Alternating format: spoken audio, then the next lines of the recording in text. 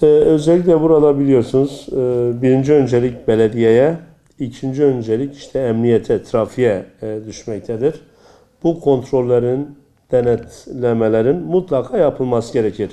Ama bundan öte en azından bu servis işiyle uğraşan değerli arkadaşlarımız, üstadlarımız, özellikle şoför seçimi yaparken bunların yetiştirilmesi, işte sonuçta ilgilendikleri ya da taşıdığı insan dediğimiz öğrencilerimiz, belli bir yaşta daha bunlar çocuk, bunların en azından iletişimi kurabilecek, bunlarla diyalogu sağlıklı yapabilecek, gerçekten çocukları koruyabilecek bazı tür mutlaka destek hizmetlerinin sunulması gerekir.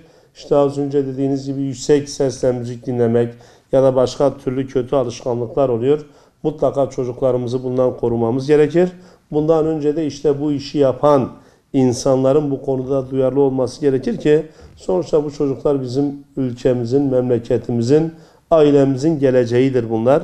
Bunları ne kadar sağlıklı, iyi bir şekilde yetiştirebilirsek o kadar tabii ki faydalı olur. İşte tarifeden bahsettiniz. Sonuçta bu işi belediye belirliyor. Nereden nereye kadar ne kadar ücret ödenecek? Mutlaka belediyenin bu sıkı denetimlerini yapması gerekir. Bazen işte koltuk sayısından fazla öğrenci alınmakta.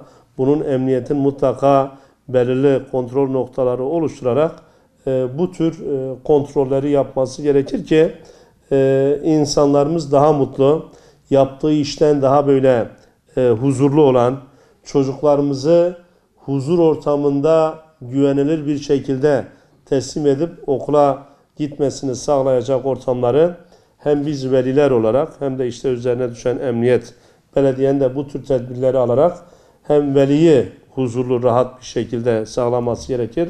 En azından maddi açıdan da fazla zayiat verdirmeden işte rayiç bedeli neyse onun da uygun bir şekilde düzenlenip bunun bu şekilde mutlaka yürütülmesi gerekir.